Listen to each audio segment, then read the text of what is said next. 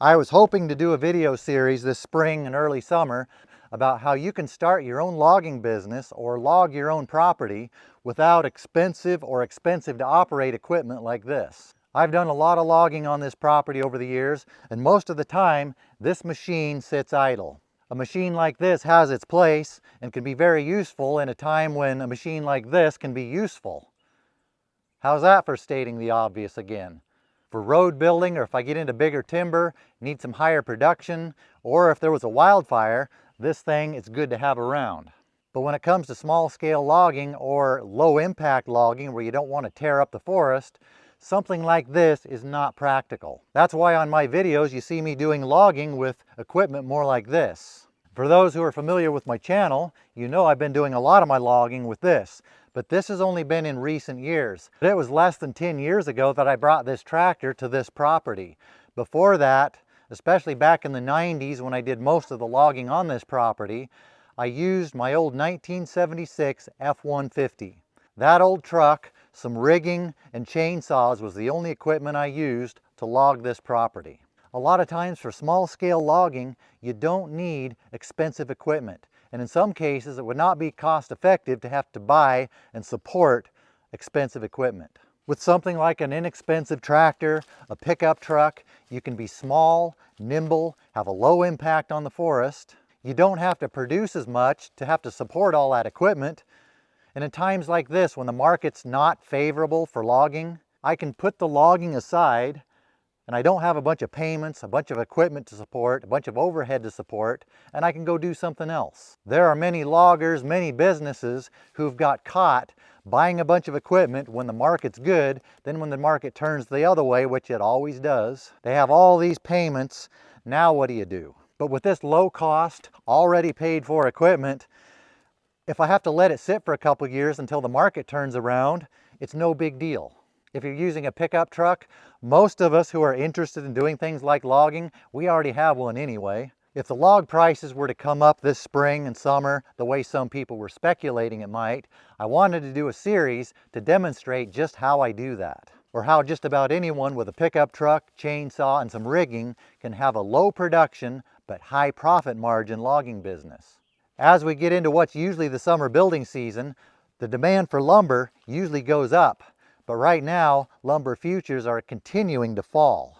So I don't think I'm going to be doing any logging this year. The last couple of years, the extent of my logging has just been salvaging the dead and dying trees, mostly just to dispose of the bark beetles so they don't spread to the other trees. This has only been small amounts of timber for my own sawmill. Who could that be? Hold on. Yep, as I suspected, that was for me. Where was I? I think that was just a long-winded way of saying I'm not going to be doing any logging this summer. So that video series is going to have to wait. But I do have videos on my channel how I log with the tractor, how I log with a pickup. I just don't show the ins and outs of how I get logs ready to put on a log truck and then ship them to the mill. But hopefully one of these days I can do that. I think there's demand for someone who can do small-scale, low-impact logging. For example, my neighbors have wanted me to log their place for years. I've just been too busy doing other things to do it. I've had people contact me through the channel, local people, want to know if I could help them log their place, or asking for advice on what to do about a logger. Most loggers, at least around here, they're into high-impact, high production, tear up the land, get the job done, and get out. And a lot of people can't even get them to log their property. A lot of loggers don't want to touch small parcels or small amounts of timber. It's not cost effective for them to do so because they have all this equipment they have to support. Just hauling in the equipment is a big expense, and then hauling the equipment away when they're done. But if someone could come in with a pickup or a tractor like this, they could pull behind a pickup and just get a load or two of logs out, I think there's a lot of landowners who would love to have someone do that and not tear up the land in the process. Well, I've been able to do that on this property for years. I don't know if it's practical to do that as a business or not because there are other things to consider. Insurance, being licensed, bonded. The ability to do that may depend on the location where you're at. I think that was redundant. The location where you're at. Of course, you're going to be at the location you're at. There I go. That was redundant. Now I just did it again. I was redundant, explaining how I was redundant. English wasn't my best subject. For now, let's see if I can take some of these old pictures I have of when I was logging this place back in the before time, in the long, long ago, and piece a little something together to give you a little bit of an idea how I did it until I can come up with a real video series. As I was walking down here to show you something, look what I found. A patch of ripish native blackberries. These are the native blackberries, different than the invasive Himalayan blackberries that are taking over the west coast. These have the best flavor, and it's hard to find ripe ones because I think something usually eats them before they get ripe. I guess I'm not good at manners either. I've heard you're not supposed to talk with your mouth full. But these are really good. I think things eat them before they even get ripe because they're even good when they're not quite ripe. But when you can find a patch of ripe ones, that's always a treat. This was one of my main log landings. Got this road coming down here, this one over here, that one over there, all intersecting right here. In a lot of my videos, I demonstrate how I yard logs from out in the woods up into the road. These three roads access a big chunk of property. Once I yard them up into the road, I can hook them onto the back of the pickup with chokers. I choke the logs, attach the choker to the hook I have in the back, then just drag them down the road until I get them here. There's a crown in the road. It's high up here. A lot of them I drag them to this spot, then roll them over the edge with a peavey. It's downhill the whole way. They would accumulate below the road here. Couldn't roll past that cedar. When that filled up with logs down there, I could roll more of them over here. They wouldn't pile up here, but it's downhill, so I could get them to roll over here. Down below, there's another spot where they can accumulate. It's downhill into this spot, so they roll easily with a peavey. If you have a spot where you can just roll logs off to the side and let them accumulate, that eliminates the need to even own a loader. Once you have enough logs accumulated for a full load, call the self-loader, have them come and pick it up. A self-loader or self-loading log truck is a log truck that has a loader on it. I've heard East Coast people call it a crane, but we call it a loader. And it just parks here and it reaches over there, picks the logs up, reaches over there, picks the logs up, puts it on the bunks, off it goes to the mill. With a situation like this, you can do a lot of logging with just a pickup truck, a chainsaw, and some rigging. Before logging, I contact the log buyers at the local mills, see what they're paying.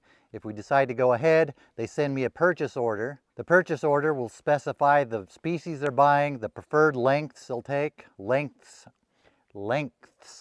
That's a hard word, lengths. Sounds like I'm saying links, but I'm saying lengths. They'll tell you how long they want the logs to be, how much trim they want on the ends. There's usually a specified time frame for when that purchase order is good. Here in Oregon, before commercially harvesting timber, we have to notify the Department of Forestry. They'll give us a notification number, and you need that before getting a purchase order with the mill. That way they know that you're doing forest activities. They can send an inspector out, make sure you're following guidelines, following fire safety rules, and it lets them know you're harvesting timber, so at the end of the year, they can be really nice and send you a timber tax form so you can pay timber taxes if you harvest more than 25,000 board feet. If it's less than that, it's exempt from taxes. Can't even say the word. One of the big challenges here might be finding a self-loader operator now. It's been a few years since I've shipped anything to the mill. Most of the old self-loader operators that I knew of have retired, and I don't think there are a lot of young people taking their jobs. There could be a lack of self-loader operators. Seems to be the case with a lot of things these days. There are a lot of boomers retiring from certain occupations. Young people aren't replacing them. But before you start cutting a whole bunch of trees down, make sure those ducks are in a row. Log prices right now aren't real appealing to me to want to sell right now. What the mills are paying for Douglas fir now are about what they were paying back in the 90s. So since the 90s, the trees have grown, they've gotten bigger, but the money you could get for the trees has shrunk with inflation. So if I was to sell timber right now, the amount of wood that has grown over the last few decades wouldn't have been worth much because I'd be selling them at a low price right now. But there are other landowners who still want to sell their timber. They would like someone to log their place. For example, my neighbors who just want their timber thinned out, they don't care so much about what the prices are. When I'm talking about current market conditions, I'm talking about here on the West Coast, where our main product is softwood lumber, construction lumber. In other parts of the world where they have other products, high dollar hardwoods, etc., things may be different. In some cases, I think there can be advantages to starting a business during lean times. A lot of people do the opposite. They start a business during boom times, boom time for that industry. They learn how to operate the business during boom time. They invest in it accordingly. Then when the market goes the other way, it reminds me of what Warren Buffett said. It's not until the tide goes out that you learn who's been swimming naked. When the tide goes out in an industry, you learn which businesses are not prepared for that. I think there are a lot of businesses who start during good economic times and they get too big for their britches before they even have a chance to grow into their britches. I just made that up all by myself. This winch is not as comfortable as it looks to sit on. If someone can start a business during lean times, they can learn to operate during lean times. They can learn to survive during lean times. Then when good times come, they can be in a position where they can capitalize on it. For example, I have all the equipment, I have the know-how. If log prices shoot up again someday, I'll be ready for it. Unless it was like the last 2 times where I was just too busy doing other things to capitalize on the log prices, which is why I have so much timber that should have been logged a while ago. But that's another story.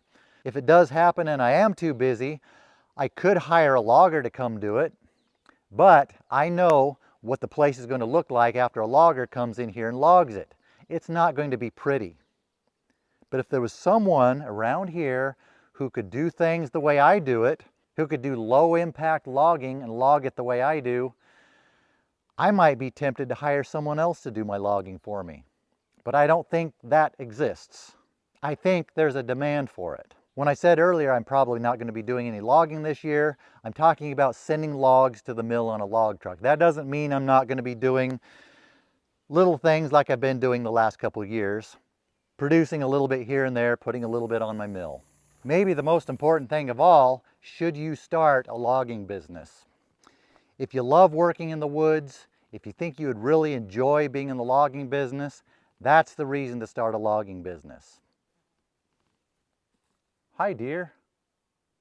That is a reason to start a logging business. Is this who you'd like to spend your time with?